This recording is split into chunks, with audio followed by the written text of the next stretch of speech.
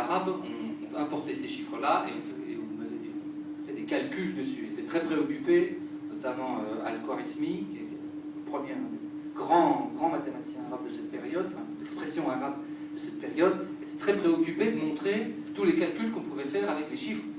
Ces chiffres-là, ces nouveaux chiffres d'origine indienne.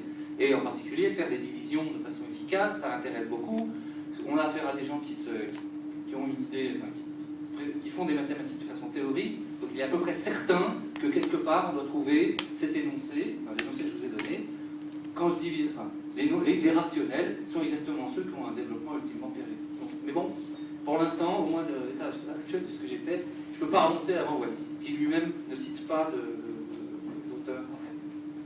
Après lui, un siècle plus tard, il y a Lambert. Alors Lambert, c'est assez intéressant parce que donc, il reprend ses considérations et son idée, c'est d'essayer de montrer que pi est un nombre irrationnel. À l'époque, on ne le sait pas encore, et pour montrer que pi est irrationnel, sa première idée, c'est d'utiliser cette propriété-là. Il essaye d'écrire pi, enfin, il essaie de montrer que le développement décimal de pi ne peut pas être périodique. Donc, pour faire ça, il prend une expression de pi qui utilise une infinité de termes, il essaye de relier ces termes-là à l'expression décimale de pi, et bon, finalement ça ne marche pas. On comprend un peu mieux pourquoi aujourd'hui, parce que l'écriture décimale, c'est pas toujours très adapté pour étudier, enfin, mal adapté pour étudier pi, et il a dû reprendre, changer le système de numération pour obtenir l'irrationalité de pi. Il l'a montré quelques années plus tard, mais sa première idée, donc autour de 1753, c'était d'utiliser cette propriété caractéristique. Et puis, en un sens, il y en a un qui a assommé le problème, c'est Gauss, en 1801, qui a écrit un livre très célèbre, les Discussions arithmétiques, où il traite de ce problème-là. Il montre que ça se rend essentiellement comprendre ces choses-là, c'est le lien entre un rationnel et son développement périodique, la taille de la période en fonction du numérateur et du dénominateur, ce genre de questions. C'est essentiellement le petit théorème de Fermat. Donc, en gros, il intègre ce type de questions à des questions d'arithmétique plus profondes. Et à partir de 1801, les mathématiciens, donc jusqu'à une période récente, ne s'intéressaient plus vraiment au problème.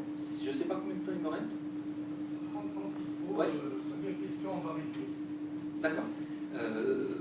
Donc, si j'arrive à atteindre le renouveau de ce genre de questions, j'en parlerai. Sinon, bon, il y a en gros 2 siècles où on a considéré que c'était plus vraiment un gros problème, que c'était un problème arithmétique un peu secondaire, même s'il est relié à des questions difficiles sur la fonction de l'air, mais bon, c'était plus sous cette forme-là qu'on voyait la chose. Et puis, il y a une deuxième tradition, beaucoup moins connue, et très intéressante, même, surtout d'un point de vue didactique, c'est les comptables. Donc là, autant Wallis, Lambert, Gauss, c'est des noms que vous connaissez, ou bon, peut-être Lambert, vous connaissez moins, mais c'est des noms qu'on voit assez vite quand on regarde l'histoire des mathématiques. En revanche, si je vous parle alors voilà, vous commencez par Hatton, Edward Hatton en 1728, qui écrit Mathematical Manual. Je ne pense pas que vous ayez entendu jamais parler d'Edward Hatton. Et il y a falloir 5 personnes au monde qui n'ont jamais entendu son nom. Hatton, c'est pas un mathématicien, c'est un comptable. Et la question qui se pose, c'est comment calculer facilement avec des fractions. Et il se dit, eh ben moi je vais utiliser cette propriété-là de périodicité des nombres, enfin des développements décimales, pour faire des calculs.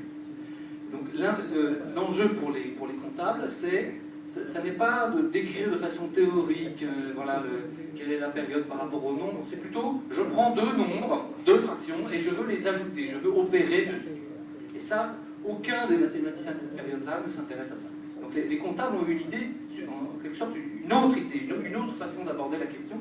Donc le passage du livre d'Hatton où il en est question, c'est pas du tout un livre mathématique. Donc, il y a des énoncés, mais ils sont mal démontrés, ou ils sont démontrés sur des exemples, ou juste partiellement. Mais on a cette idée-là qui reprend Wallis, mais du point de vue des opérations. Pas seulement de j'ai un nombre, je veux savoir son développement, mais j'ai 2 nombres, je veux les ajouter, je veux les multiplier, comment je peux faire.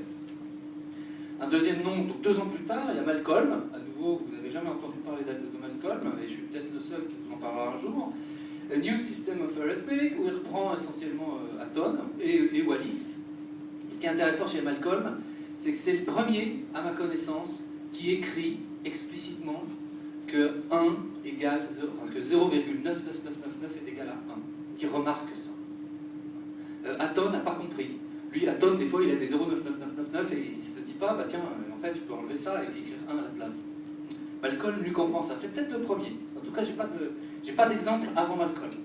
Et le dernier, qui a vraiment fait un gros boulot, c'est John Marsh. Donc, Decimal Arithmetic Made Perfect. Donc là, il y a vraiment ça y est, on a enfin compris.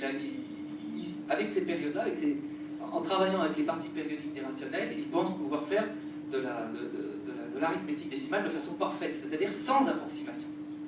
Si vous travaillez, si vous prenez U sur V par 1 tiers, vous allez écrire c'est 0,33, et puis à un moment donné, vous allez vous arrêter parce que vous ne pouvez pas aller jusqu'à l'infini.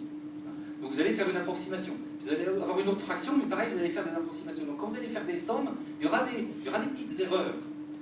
Et le titre Decimal Arithmetic Made Perfect, c'est on va enlever ces erreurs-là, parce qu'on va considérer le 1 tiers, enfin, la valeur 1 divisée par 3, pas comme 0,33, mais comme un motif, le motif 3, le P, ce que je notais P, un mot périodique. Et puis on va l'ajouter à un autre mot périodique pour faire des sommes, et ce sera des choses exactes. On ne va pas faire d'approximation. Donc, made perfect pourrait dire l'arithmétique décimale exacte.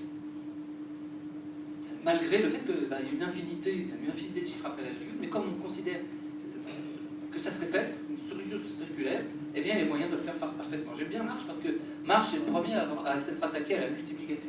Et il a donné un très bon algorithme. Il faut un peu chercher parce qu'il le donne sur les exemples. À nouveau, ce ne sont pas des mathématiciens, donc ils donnent des recettes, ils ne les démontrent pas, il y a des cas qu'ils ne traitent pas. Mais l'algorithme de multiplication que donne Marsh est vraiment très intelligent.